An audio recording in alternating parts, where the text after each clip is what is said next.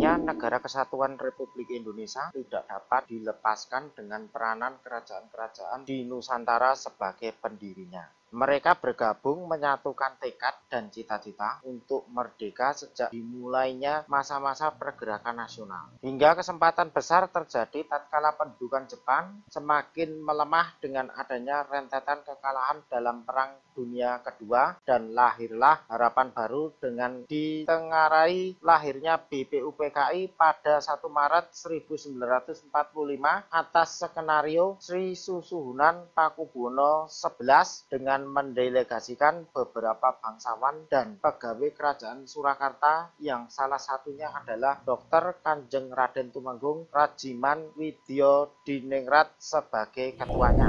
Awal dari rencana desain besar sebuah kesepakatan dari seluruh Raja Keraton se-Nusantara, yang dalam arti ini ada satu komite atau satu panitia yang dibentuk oleh keinginan raja-raja itu seluruhnya, yang diprakarsai oleh Pakubuwono ke-11, itu BPUPKI. Dan di BPUPKI itu sebetulnya negara ini berbentuk tetap kerajaan, dan Bung Karno pada waktu itu sebagai Perdana Menteri. Namun dalam perjalanannya BPUPKI belum selesai merancang sebuah digedok secara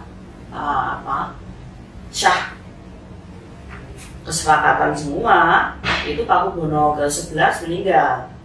Nah, otomatis utusan dari Surakarta yang juga itu adalah pejabat-pejabat keraton Surakarta yang pada waktu itu adalah sebagai negara di Jawa ini, itu harus pulang ke Surakarta untuk melakukan pemakaman Pakubuwono ke-11 dan pelantikan atau mempersiapkan suksesi pergantian dari Pakubuwono ke-11 ke Pakubuwono XII. Mangkatnya Sri Susuhunan Pakubuwono ke-11 mengakibatkan delegasi utusan Karaton Surakarta tidak dapat mengikuti perkembangan situasi politik maupun rapat-rapat yang dilaksanakan di Jakarta. Situasi berubah dengan sangat cepat. Kekalahan Jepang dalam kancah militer membuat demam kemerdekaan melanda di seluruh pelosok negeri. Maka dengan berbagai desakan dibentuklah PPKI pada tanggal 7 Agustus 1945 yang konsepnya sudah tidak lagi mengacu pada sidang-sidang BPUPKI. Vakum untuk ikut di perembukan di BPUPKI, di sana dibentuk PPKI. Nah, di sana yang tinggal hanyalah Master Supomo. Itu. Nah, akhirnya memang desakan dan banyak dari masukan dari orang-orang luar yang notabene-nya itu adalah kelompok-kelompok pemuda yang mewakili seluruh kepulauan-kepulauan. Akhirnya disepakati di situ adalah negara berbentuk republik dan dipimpin oleh seorang presiden. Nah, di situ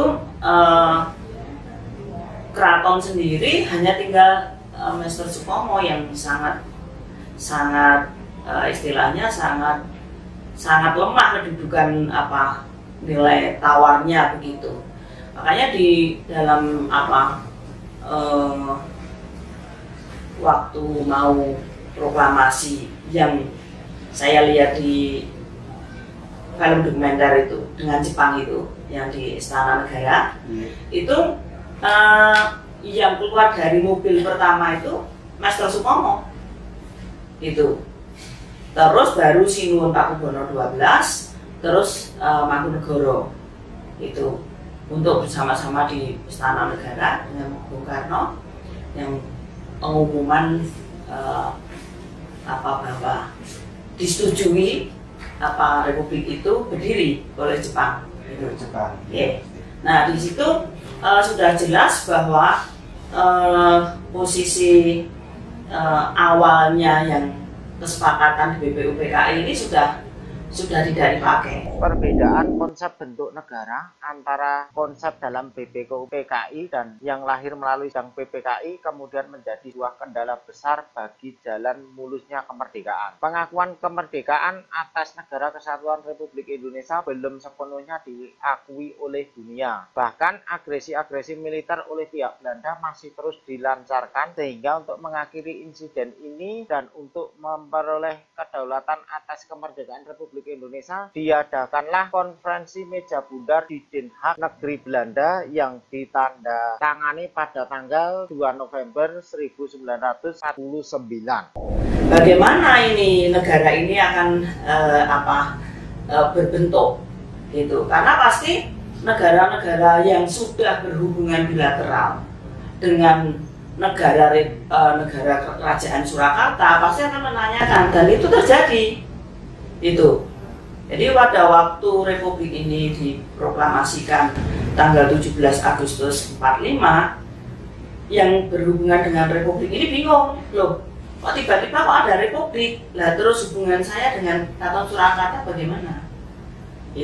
Oleh sebab itu dalam perjalanannya itu Surakarta harus menyatakan di waktu itu PBB belum ada, tapi di Den Haag itu adalah juga bisa dibilang itu adalah konferensi meja bundar itu mewakili negara-negara seluruh dunia itu yang tergabung di ikut di konferensi meja bundar itu ya di Den Haag itu, yang dimana Sinuwun menyampaikan di situ betul saya sebagai susuhunan raja di Keraton Surakarta menggabungkan wilayah kerajaannya. Dalam sidang PPKI dibentuklah pemerintahan daerah sebanyak 8 provinsi, diantaranya adalah Sumatera, Jawa Barat, Jawa Tengah, Jawa Timur, Sunda Kecil, Maluku, Borneo, dan Sulawesi. Namun di samping itu juga terdapat 2 daerah istimewa, yakni Surakarta dan Yogyakarta, yang statusnya diperoleh melalui piagam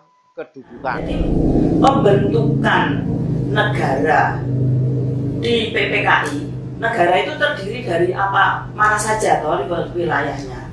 Itu terdiri dari 8 provinsi dan 2 daerah istimewa. Itu Surakarta dan Yogyakarta. Nah, kenapa dibilang begitu? Untuk melegalkan atau memberikan kepercayaan, memberikan keabsahan, memberikan keseriusan itu adanya maklumat. Nah, Sinuwun Pakubono ke-12 dan Mangkunegoro ke-8 itu lebih dulu 5 hari dengan Jogja, tanggal 1 September 1945. Jogja baru tanggal 5. Kepengurusan wilayah kemudian birokrasi di dalamnya itu tidak dapat disamakan dengan daerah-daerah lain yang tidak termasuk dalam kategori swapraja. Nah, yang perlu dipahami di sini, dikatakan istimewa ini tidak seperti pada pengertian-pengertian masyarakat pada dewasa ini, pada sekarang ini. Masyarakat sekarang itu banyak yang beranggapan bahwa daerah istimewa itu adalah daerah yang dipimpin oleh gubernur dan wakil gubernurnya itu berasal dari raja dan wakilnya adalah adipati. Nah, itu tidak seperti itu. Kalau kita melihat pada sejarah pada zaman Hindia Belanda, itu daerah istimewa atau pemerintahan swapraja itu terakhir ada kontrak panjang itu tahun 1939 bagi Keraton Surakarta Hadiningrat, dan tahun 1916 itu adalah kontrak pendek bagi Mangkunegaran, itu menunjukkan bahwa posisi raja dan posisi adipati itu tetap menduduki sebagai pemimpin, sebagai penguasa, begitu, bukan sebagai gubernur, bukan sebagai wakil gubernur. Nah, itu konteks Swapraja pada zaman Belanda, dan itu diteruskan pada zaman Jepang. Yang namanya wilayah Swapraja itu disebut sebagai, istilahnya adalah koti. Nah, itu dilantiknya di Batavia, diantaranya adalah Sinuhun ke-11, kemudian Sultan Hamengkubuwono ke-9, dan Mangkunegoro ke-8. Dilantik sebagai Soloko, Jogjako, dan Mangkunegaranko. Nah, ini adalah bukti yang nyata juga bahwa daerah istimewa itu juga diakui pada zaman Jepang, begitu. Nah, ketika masuk ke zaman Republik, penetapan daerah istimewa itu sudah dimiliki oleh Surakarta itu sejak tanggal 19 Agustus 1945. 17 Agustus proklamasi, 18 Agustus itu Susuhunan Pakubuwono ke-12 mengucapkan ucapan selamat kepada Presiden Bung Karno atas kemerdekaan Negara Kesatuan Republik Indonesia, dan tanggal 19-nya itu penetapan kedudukan Pakubuwono ke-12 itu tetap pada posisinya. Artinya wilayah Surakarta ini kedudukannya tetap sebagai negara dipimpin oleh seorang raja, yaitu Pakubuwono ke-12 gitu. Namun pada perkembangannya, keadaan sosial politik di Surakarta menjadi sangat mencekam dengan adanya gerakan anti Swapraja yang menghendaki dihapusnya pemerintahan Kasunanan dan Mangkunegaran. Pada intinya di situ kenapa dibilang atau dinamakan piagam kedudukan bahwa dua daerah ini tetap ada kedudukannya.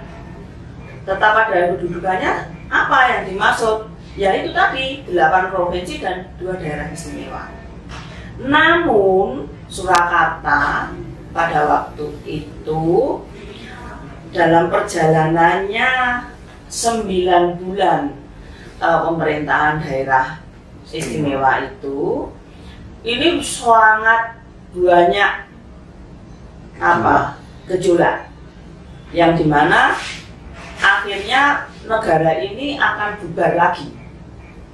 Nah, akhirnya di bulan Juni 1946, setelah Syahrir diutus oleh Bung Karno di Gedung Javan Sebang ini untuk berunding, Sinuwun diwakili oleh Wuryaningrat. Di situ disepakati untuk sementara diambil alih oleh pemerintah pusat, tidak hanya Surakarta, 2 daerah istimewa itu. Nah, di situ keluarlah PP 16/SD. SD itu sangat darurat tahun 1946, yang di dentum kedua berbunyi kalau keadaan sudah pulih kembali akan dikembalikan dengan undang-undang.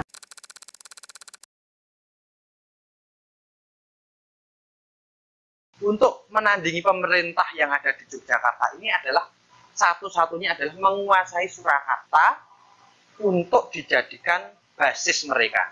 Nah, ketika menguasai Surakarta, benteng terdepan perlindungan daripada Negara Kesatuan Republik Indonesia itu adalah keraton.